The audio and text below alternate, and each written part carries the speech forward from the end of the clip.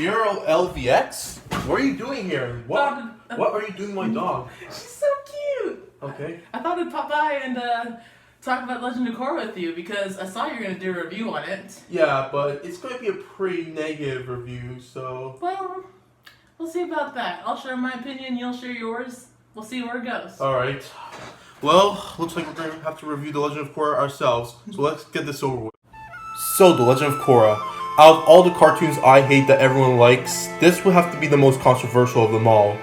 I mean, like, there are lots of cartoons that I don't like and everyone hates, but out of all of them, this one's the most controversial of the bunch. I mean, I have heard people saying that Korra is one of the best cartoons of all time.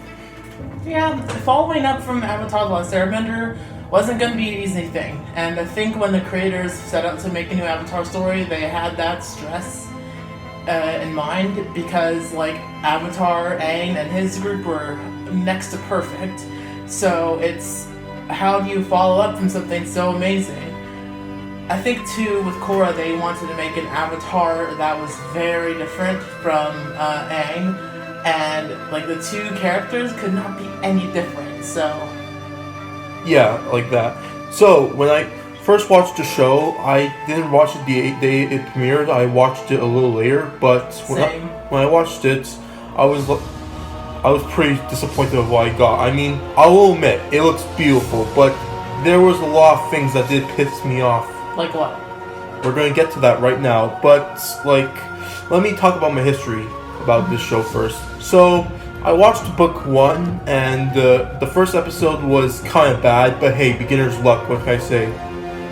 But then I watched like 5 more episodes, and episode 5 was probably the worst of them all, with a stupid love triangle. Yeah, that was a little rough, because I think with them only being able to do one season at first, they rushed the love triangle, and that I think is why it suffered, because with Aang and Katara, their relationship was developed over a long period of time, and it felt natural, so I can totally understand why you didn't like that episode. I don't think many people did. Then I watched 12 more episodes, and that got me even more mad. But after book 1 was over, I swore to never watch the show again. But then a few friends in my school told me that I should keep watching and the series gets better. I watched it, and yes, the series does get better. It's not great, but it does get better. Mm-hmm. And the reason why I don't like book 2 better than book 1 is, let's just keep that when we get the good parts of the show. Mm-hmm. So before we actually start, let's get the positives out of the way before we get to the negative. Really? This is how you're gonna do it? Yeah. Okay. First off, I gotta say, this animation looks great. I love it.